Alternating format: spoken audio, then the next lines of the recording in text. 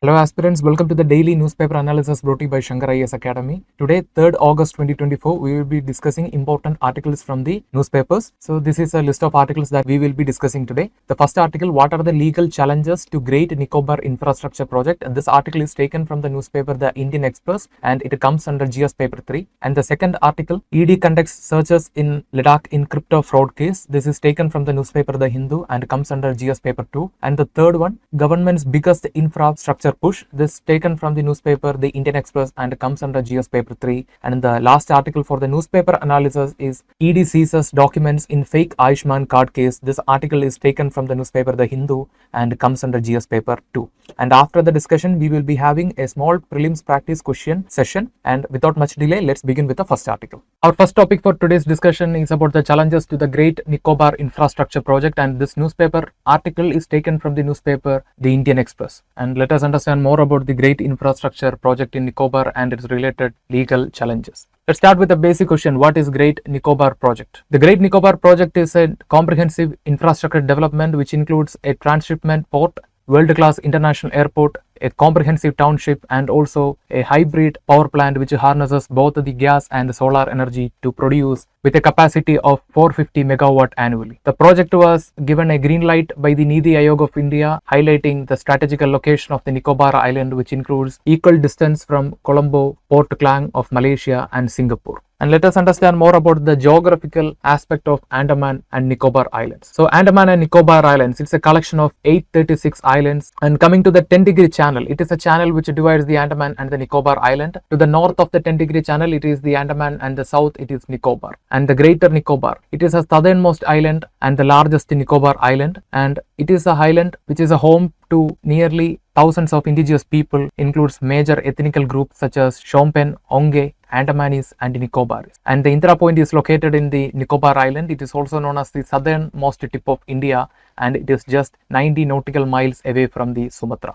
Now we will detailedly see what are the legal challenges in the Great Nicobar project. First one is environmental clearance. It includes the violation of environment impact assessment norms as well as inadequate assessment of project's impact on fragile ecosystem of Nicobar. And the second major legal issue is forest clearance. Nearly 130.75 hectares forest land will be diverted without clearance, and it raises the second biggest concern. And the third major issue is coastal regulation zone violations. That includes the project will fall in the coastal regulation zone 1, which requires special clearance. And the fourth major legal challenge is about the displacement and rehabilitation. Like we already said, Nicobar is home to nearly thousands of indigenous people and major ethnical groups, and therefore the project will displace nearly 1,000 indigenous people and their families. And the next legal issue is the National Board for Wildlife, because the project is located very close to Galeta National Park, which requires special permission from the National Board for Wildlife. Because the legal challenge is violation of Andaman and Nicobar Island Protection of Aboriginal Tribes Regulation 1956. The project may violate protection and preservation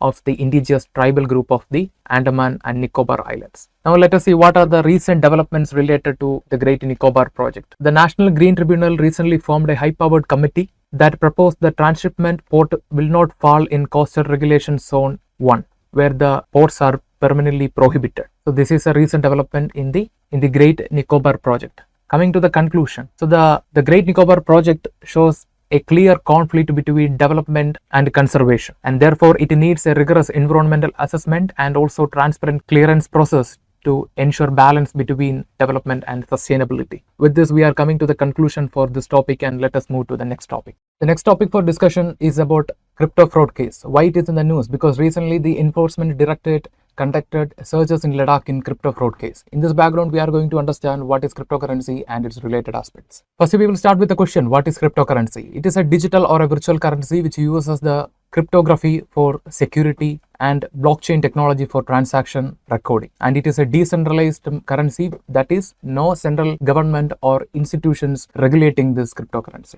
Now we are going to see what is cryptography and blockchain. Cryptography is an art of securing data through inscription. That is, it will use a specific codes to store the data, so it is not easily accessible to other people. And the second, blockchain, It is a decentralized ledger database which records transaction across a network of computers known as nodes. And now we are going to see what are the advantages of cryptocurrency. First is decentralized money. Like we already said, there is no authority regulating this cryptocurrency. And second one is global accessibility. That is, like we said, it is the crypto mining can be done from anywhere of this world. Therefore, it is globally accessible to anyone. And the third major advantage is security. It is a decentralized money. At the same time, it is using cryptography to secure the data. Therefore, it gives higher security to the users. And the fourth major advantage is anonymity. Different types of cryptocurrency will give different level of privacy to people, and that varies. And the fifth major advantage is innovation. Innovation in the field of cryptocurrency. First, we know that Bitcoin was the first cryptocurrency released in the year 2000 and 2009, and followed by that many cryptocurrencies emerged in the market.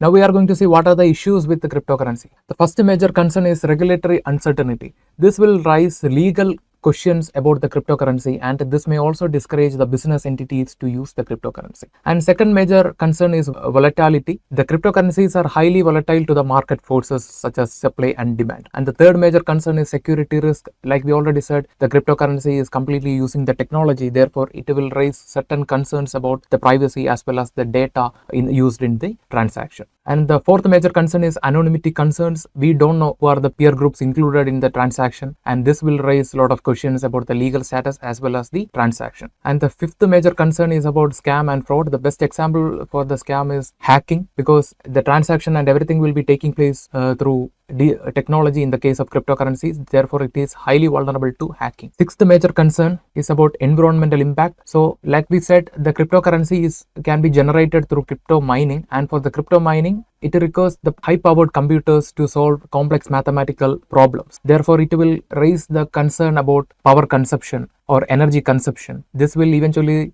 result into environmental concern. And the last major issue related to the cryptocurrency is the adoption challenges. The major reason for the adoption challenges are the issues we discussed already. That includes regulatory uncertainty, volatility, security risk, anonymity concerns, scams, environmental impact. These are the major reasons for the low adoption of the cryptocurrency. Now we are going to see what is the stand of India related to cryptocurrency. India's stand related to cryptocurrency is a state of flux. That is, no specific regulation so far has framed for the management of cryptocurrency, but the cryptocurrency is considered as a tax property under the Income Tax Act, and the tax is around 30% after the transaction. And recently we proposed a cryptocurrency and regulation official digital currency bill in 2021 to encourage central bank digital currencies. The current status of the cryptocurrencies, it currently operates in a regulatory gray area. With this, we are coming to the conclusion of this topic, and let us discuss the next topic. And the next topic for the discussion is about the government's biggest infrastructure push, and it is talking about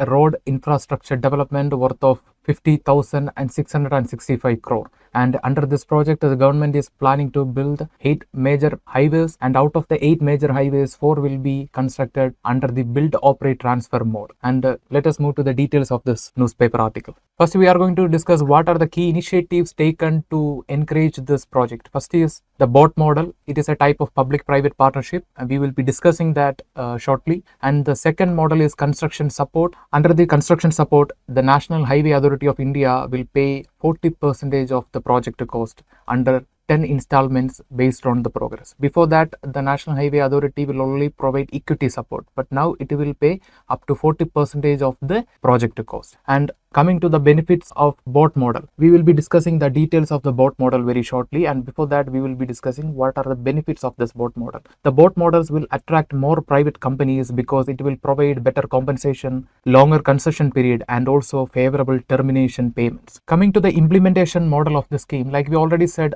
there are total 8 highway speed corridors under this project, and out of the 8 highway corridors, 4 will be constructed under the BOT model. And coming to the BOT model, what is BOT model? BOT, the expansion for this word is build, operate, transfer. It is a type of public-private partnership. It includes 3 phases, or we can divide the life cycle of this model into 3. First one is build, second one, like we said, operate, and the third one is transfer. Under the build, the concessionary, that is the company who received concession from the government, is responsible for financing, designing, and constructing the infrastructure project. And second one is operate. That is, the concessionary company will operate and maintain the facility for a specific period of time. And the third one is transfer. The ownership and the control of the facility are transferred back to the government or the public authority after the specific period of operation. And what are the benefits of this BOT model, build operation transfer model? It will generate revenue for the private company. Yes, we already said that the private company, after construction, it will maintain the or operate the facility for some period, so therefore it will generate revenue for the private company. And second one is infrastructure development for the government. So it is a win-win situation for both the government and the private entity. The revenue, the private company is also satisfied, and the government will be able to provide better infrastructure. And the biggest benefit of this is less risk for the government. And we already said in this topic we discussed the National Highway Authority of India. Let us see what are the basic features of this National Highway Authority of India. So it is a statutory body working under the Ministry of Road Transport and Highways, established in the year 1995. And the major role of this body is to develop, maintain and manage national highways in India. And coming to the composition of this National Highway Authority of India, it includes a chairman and members. Some of them are full-time and others are part-time. With this, we are coming to the conclusion about this topic, and let us move to the next topic. Look at this newspaper article taken from the newspaper Hindu, which talks about the recent Enforcement Directorate raid. In that raid, the Enforcement Directorate seizes fake Ayushman cards. In this background, we are going to discuss what are the major initiatives taken by the government to ensure financial inclusion. First, we will start with Pradhan Mantri Dhan Yojana. It was launched in the year 2014 to provide universal banking access to everyone. The goal is financial inclusion for all households with a basic bank account. That is, at least one person in the household should have a bank account. What are the features of this scheme? The first major feature is basic saving bank deposit account. That includes free bank account with interest on deposit. That the major feature of this basic savings bank deposit is that it requires no minimum requirement balance. And next major feature is free rupee debit card. The holders of this bank account under this program will receive free rupee debit card, and that includes an accidental death insurance of rupees 2 lakh. And the third major feature is overdraft facility. That is, the holders of this card will get an overdraft facility up to 10,000 rupees. And the program also includes financial literacy programs such as education about financial products and all. Next major feature is access through bank mitras. That will enhance the banking service in the rural area.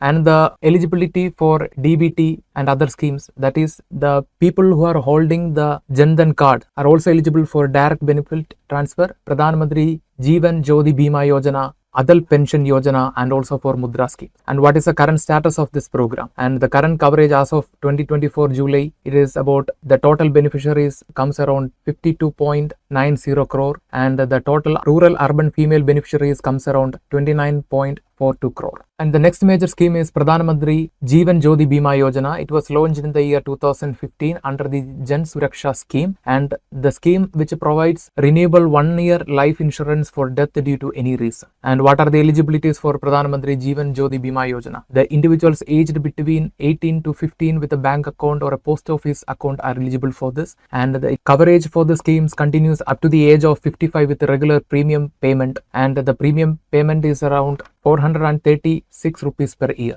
and it will be auto debited from your bank account. And what is the benefit of Pradhan Mantri Jeevan Jyoti Bima Yojana? It will provide 2 lakh life insurance coverage in case of death. With this, we are coming to the conclusion for today's discussion. Let us move to the MCQ. Welcome to the quiz of the day. So the first question for today's discussion is, with reference to the cryptocurrency and blockchain networks, consider the following statements. First statement, blockchain is a type of digital ledger technology in which transactions are recorded with an immutable cryptographic signature called hash. And statement 2, crypto coins and tokens have their own blockchains. Which of the following statements given above is or are correct? Option A, 1 only, option B, 2 only, option C, both 1 and 2, and option D, neither 1 nor 2. The correct answer is option A, 1 only. The cryptocurrencies and tokens does not have their own blockchains. And the second question, which of the following statements are correct regarding the Pradhan Mantri Jan Arogya Yojana? Statement 1, the scheme provides health coverage for secondary and tertiary hospitalization cost. Statement 2, it is applicable only in the government hospitals. Statement 3, the scheme provides financial protection up to a certain amount per family per year.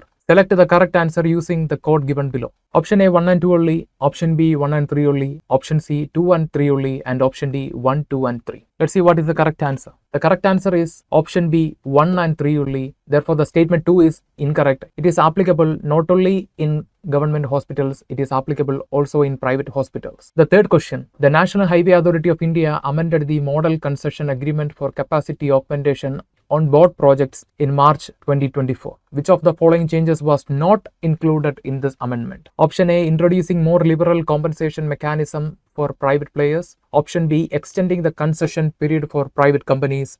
Option C, increasing the equity support from National Highway Authority of India to 60% of the total project cost. Option D, improving termination payments to reduce risk for private investors. The question is, which of the following changes was not included in this amendment? And the correct answer is option C, increasing the equity support from National Highway Authority to 60% of the total cost of the project. The statement goes wrong here. The National Highway Authority equity support extended up to 40%, not 60%. Let us see the last question for today. Which one of the following places is the Shompen tribe found? Option A, Nilagiri Hill. Option B, Nicobar Island. Option C, Spiti Valley.